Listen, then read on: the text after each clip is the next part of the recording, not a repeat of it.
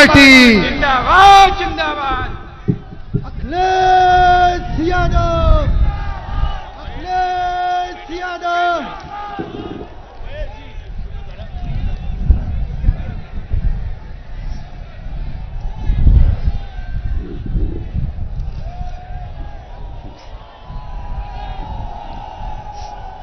Samajwadi party के जिलाध्यक्ष जयवीर सिंह यादव जी, हमारे आपकी समाजवादी पार्टी की प्रत्याशी श्रीमती रुचि वीरा जी, समाजवादी पार्टी के नेता विधायक कमाल अख्तर जी, नासिर कुरैशी जी, नवाब जहां साहब, संचालन कर रहे मोहम्मद फ़हीम जी, संभल लोकसभा के समाजवादी पार्टी के प्रत्याशी जियाउर रहमान जी, हाजी इकराम साहब, अनीसुर रहमान जी, मोइनजीनी यूसुफ अंसारी साहब, हाजी रिजवान जी, मंच पर उपस्थित उस्मानुल हक जी, अकीरुमन रहमान, इकबाल अंसारी जी, जावेद शान अली सानू जी, बब्बर खां साहब, बाबर खां साहब, विकास चौधरी जी, जुगल किशोर जी, अमित प्रजापति जी, राशिद हुसैन, राजेश यादव जी, राजकुमार प्रजापति जी, विजयवीर यादव, हाजी अताउर रहमान साहब, डॉक्टर विकास चौधरी जी, युवा नेता फुरकान अली साहब, अमित प्रजापति और अधिवक्ता सभा के राष्ट्रीय अध्यक्ष जी, पार्टी के सभी हमारे नेता, कांग्रेस पार्टी के उपस्थित सभी संगठन के पदाधिकारी और नेता इस मंच पर जो मौजूद हैं, वहीं मैं देख रहा हूं दूसरे मंच पर भी बड़ी संख्या में समाजवादी पार्टी के नेता हमें दिखाई दे रहे हैं।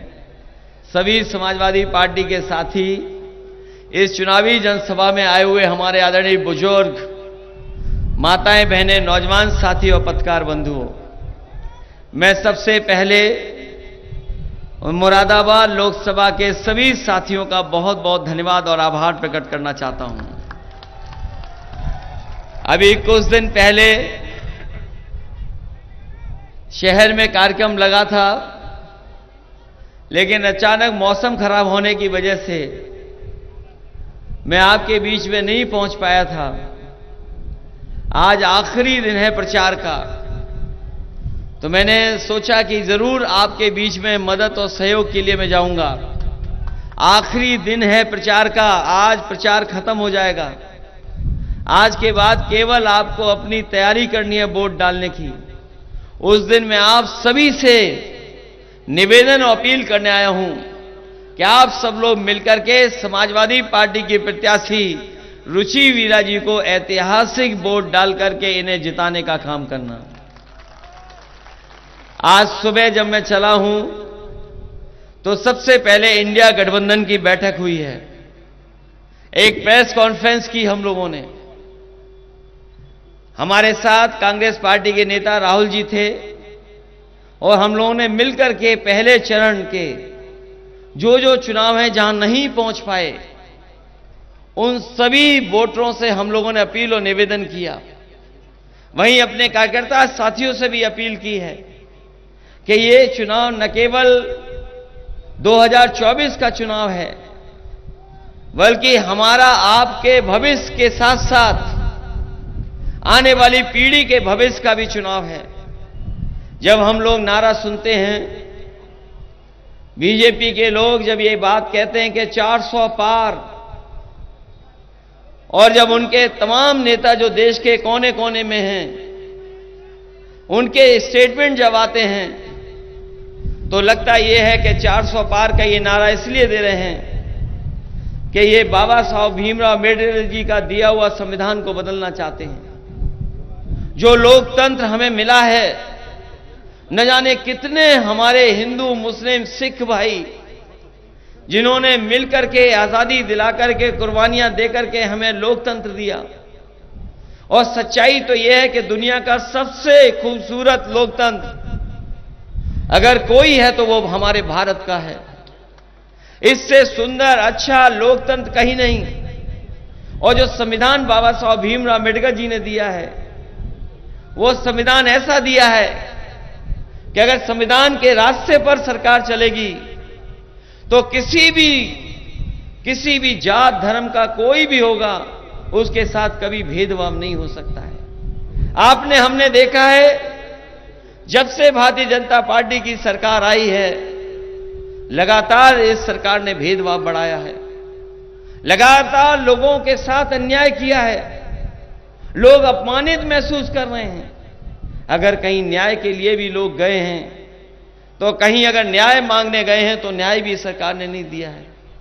और आपने वो समय देखा है जिस समय यहां के किसान उत्तर प्रदेश से लेकर के पंजाब, हरियाणा और देश के सभी किसान आकर के काले कानून के खिलाफ दिल्ली में इकट्ठे हो गए थे, सालों साल खड़े रहे, लगभग 1000 किसान शहीद हो गए, लेकिन सरकार ने सुनवाई नहीं की, सरकार को कोई परवाह नहीं रही। लेकिन जैसे ही चुनाव आया, उन्हें उत्तर प्रदेश की चुनाव की हवा पता लग गई। आपको याद होगा 2022 के चुनाव से पहले इन लोगों ने काले कानून वापस ले लिए। मैं आपको कहना चाहता हूं, ये काले कानून जरूर वापस ले लिए होंगे, लेकिन जिस तरह का वो नारा दे रहे हैं 400 पार, अगर ये सत्ता में आ गए तो हो सकता है संविधान बदल दें। ये जो हमें लोकतंत्र मिला है, जिसका सबसे अच्छा हमारा संविधान है, चाहे संविधान बदल दें। और ऐसा भी हो सकता है कि जो अधिकार हमें मिला है वोट डालने का, वो अधिकार भी छीन लें। और इनके फैसले आपने देखे हैं, कोई एक फैसला नहीं, मैं याद दिला सकता हूं तमाम फैसले, किसी को पता ही नहीं था कौन सा फैसला कब हो जाएगा। याद कीजिए वो नोटबंदी का समय, किसी को नहीं पता था कि अगली सुबह रुपए बंद हो जाएंगे, हमें आपको लाइन में खड़े होकर के अपने रुपए बदलवाने पड़ेंगे, नोट बदलवाने पड़ेंगे।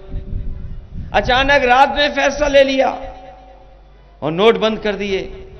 केवल एक फैसला नहीं, न जाने कितने फैसले सरकार ने लिए हैं, जो दिखाता है कि कहीं न कहीं ये संस्थाओं में हस्तक्षेप कर रहे हैं। हाल ही में हमने इलेक्टोरल बॉन्ड का मसला देखा है। इलेक्टोरल बॉन्ड ने भारतीय जनता पार्टी का बैंड बजा दिया है। कोई कल्पना नहीं कर सकता था कि राजनीति में पॉलिटिकल पार्टी इतना चंदा वसूल कर सकते हैं। हम और आप जानते हैं, चुनाव होते हैं, कार्यक्रम होते हैं, तो अपनी इच्छा से लोग चंदा देते हैं, अपनी हैसियत के हिसाब से मदद करते हैं। लेकिन भारतीय जनता पार्टी का आपने देखा, इलेक्टोरल बॉन्ड से बताओ कितना चंदा वसूला इन्होंने। आपको सूची पता लगी होगी, 1000 करोड़, किसी से 400 करोड़, किसी से 300 करोड़, किसी से 200 करोड़। और जिस कंपनी से हमें और आपको वैक्सीन लगवा रहे थे, बताओ उस कंपनी से भी इन्होंने चंदा वसूल लिया कि नहीं वसूल लिया।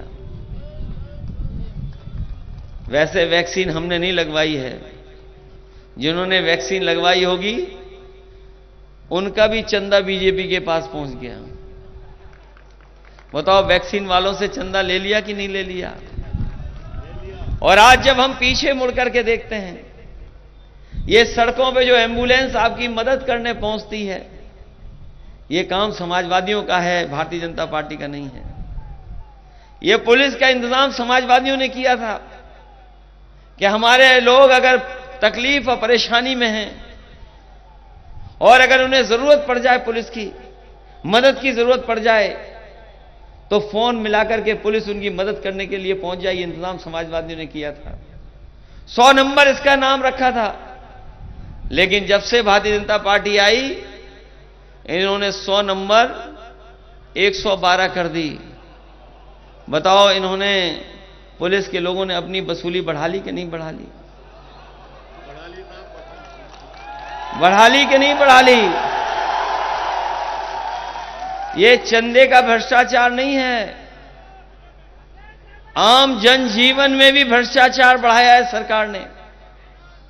आम जीवन भी हमारा जो हमारी जरूरतें हैं तहसील से लेकर के थाने तक में, इस सरकार ने भ्रष्टाचार बढ़ाने का काम किया है।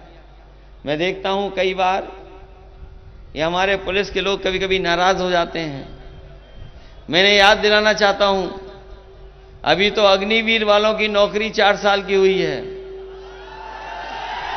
अगर बीजेपी की सरकार आ गई तो हो सकता है इनकी नौकरी 3 साल की ही बचे। इसलिए जहां हमारे नौजवान सावधान रहे नहीं, वहीं ये लोग भी सोचें कि कहीं ऐसी सरकार ना जाए जो वर्दी पहनते थे हरी वाली, उनकी 4 साल की नौकरी कर दी, खाकी वालों की तो और कम हो जाएगी। और जो नौकरी के सवाल पर जिस तरीके से पेपर लीक हुए हैं, क्या कभी नौजवान कल्पना कर सकता था कि पेपर लीक हो जाएंगे? और इस सरकार में कोई एक पेपर लीक नहीं हुआ है। जितनी भी परीक्षाएं हुई हैं सब पेपर लीक हुए हैं। अगर कुल मिलाकर के हम आकलन करेंगे तो अभी तक इस सरकार में 10 पेपर लीक हो चुके हैं। और जो आखिरी में पुलिस भर्ती का पेपर लीक हुआ है, उसके इंतजाम के लिए सरकार ने दावा किया कि ऐसा इंतजाम किया है कि अगर कोई भी नकल भी करना चाहेगा तो नकल नहीं हो पाएगी।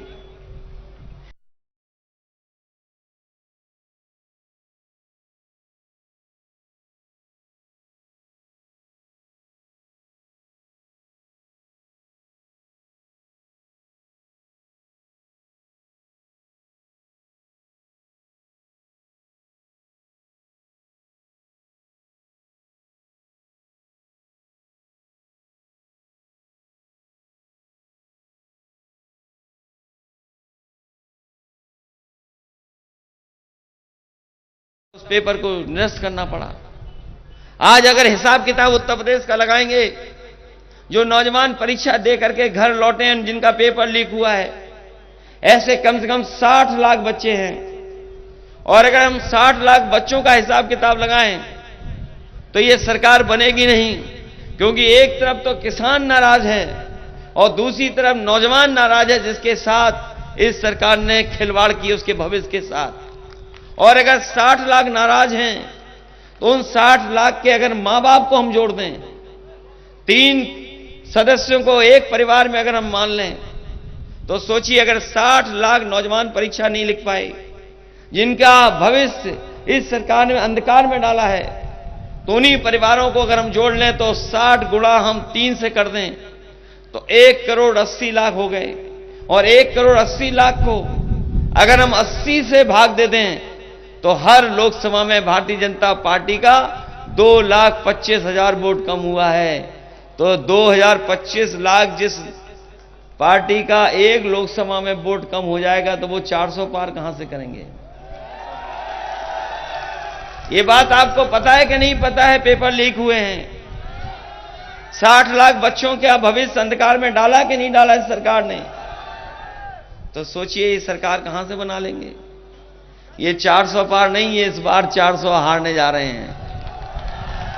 और जब से गठबंधन बना है, ये जब से गठबंधन बना है तब से तो माहौल ही दूसरा है।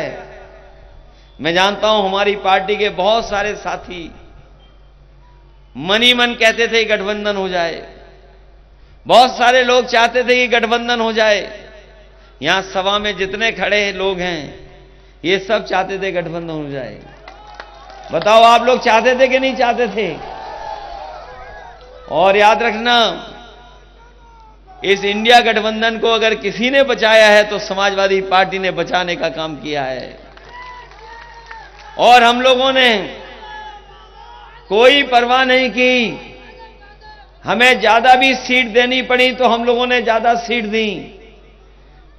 लोग कहते थे इतनी सीटें क्यों दे दी हैं आपने? हमने कहा ये सीटें इसलिए दे दी हैं कि हम इंडिया गठबंधन को मजबूत बनाना चाहते हैं, और चाहे हमें 17 सीट देनी पड़ी, लेकिन इंडिया गठबंधन बनाने का काम अगर किसी ने किया तो समाजवादियों ने किया। ये इंडिया गठबंधन भारतीय जनता पार्टी का सफाया करने जा रहा है। ये जो हवा चल रही है इस बार, ये जो हवा पश्चिम से चली है, ये जो हवा मुरादाबाद से चल करके आगे जाएगी, यही भारतीय जनता पार्टी का सफाया करने का काम करेगी। ये लोग जो कह रहे हैं एनडीए का कौन मुकाबला करेगा, एनडीए का मुकाबला हमारा पीडीए परिवार करेगा। ये इंडिया गठबंधन और पीडीए परिवार मिलकर के इस एनडीए का मुकाबला करने का काम करेगा।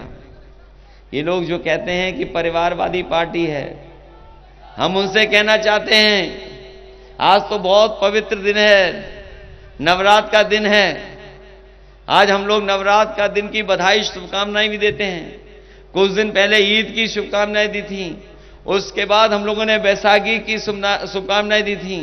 और अगर बीजेपी के लोग सोचते हैं कि परिवार वाला मुद्दा है, तो मैं उनसे कहना चाहता हूं कि आज से अच्छा दिन नहीं होता है। आज के दिन भारतीय जनता पार्टी के लोग संकल्प लें कि नहीं रहोगे आप लोग।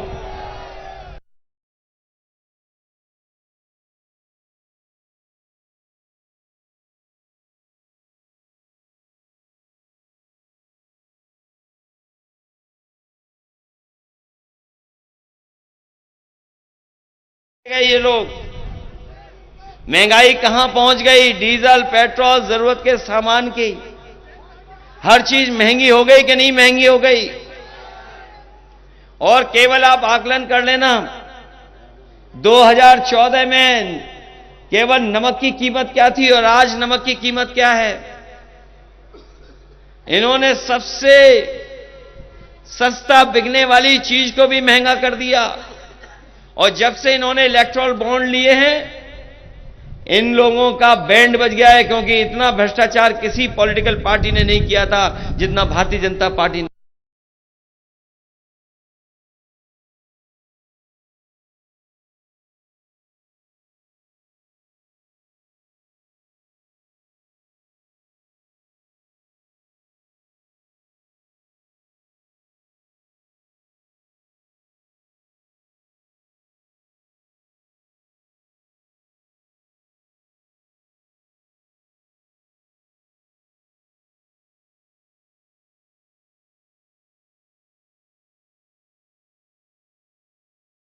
मनमानी कर रही है। बताओ, दिल्ली के मुख्यमंत्री पे झूठे मुकदमे लगाए कि नहीं लगाए?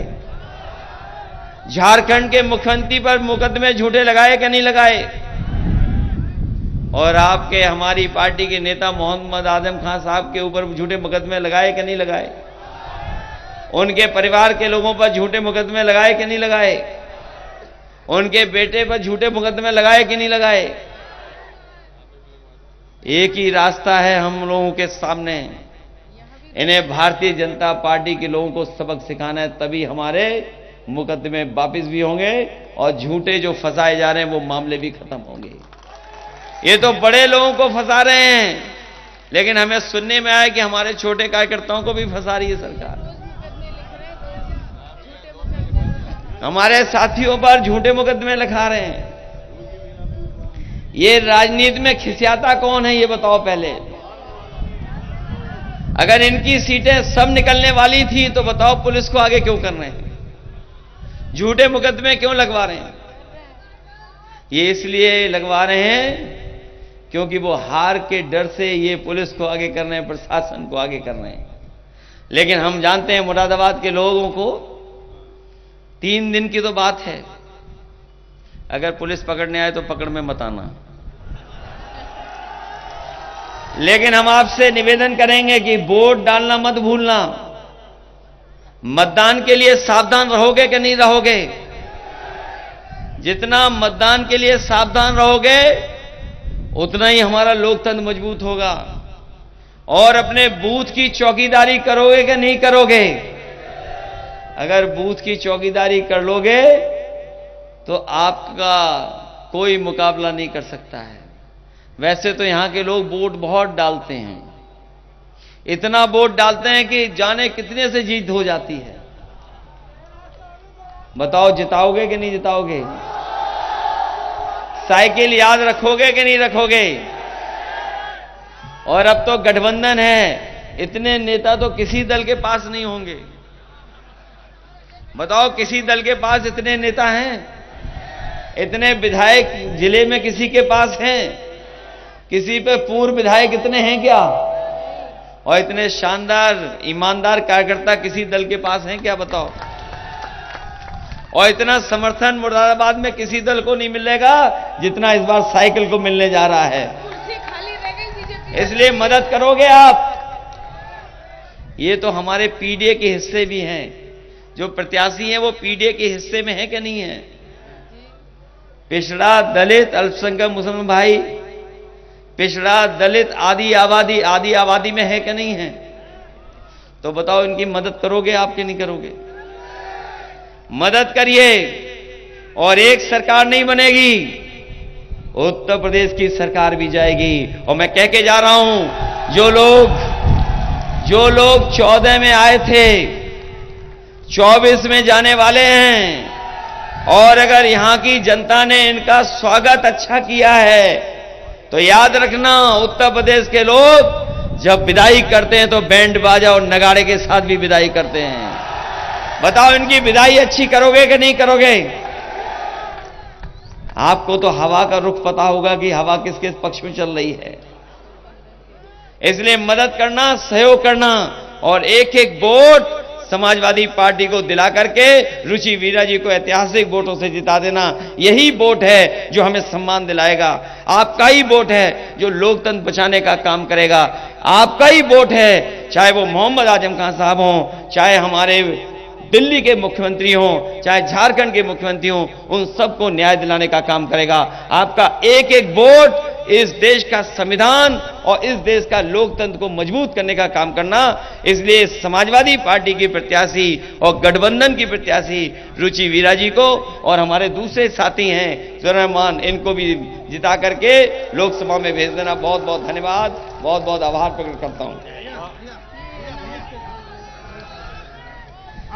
साथ ही साथ मैं अपने विजय यादव जी का भी धन्यवाद दूंगा।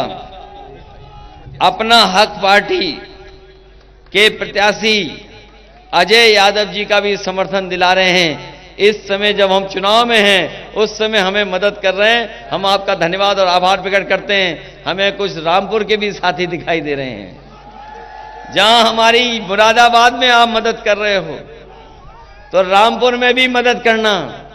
बोला, मदद करोगे कि नहीं करोगे? दोनों जगह मदद करना।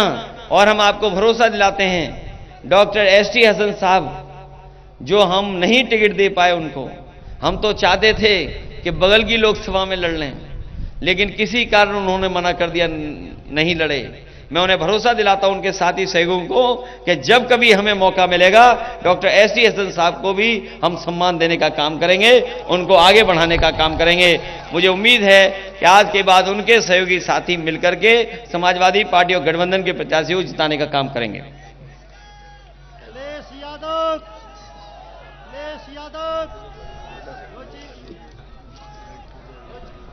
अच्छा, बहुत अफसोस है कि विधायक जी के परिवार में अकस्मात एक घटना घटी, जिसके कारण इनके परिवार में कई सदस्य लोगों की जान चली गई। और जब कभी आग लगती है, उसमें जो अचानक घटने से जान जाती तो बड़ा दुख होता है।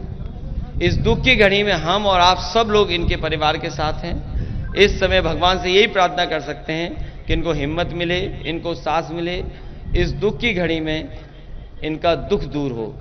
मैं अपने विधायक जी को धन्यवाद देता हूं कि इनके सभी सहयोगी साथी इस मुसीबत के समय भी हमारा साथ दे रहे हैं, पार्टी के साथ खड़े दिखाई दे रहे हैं।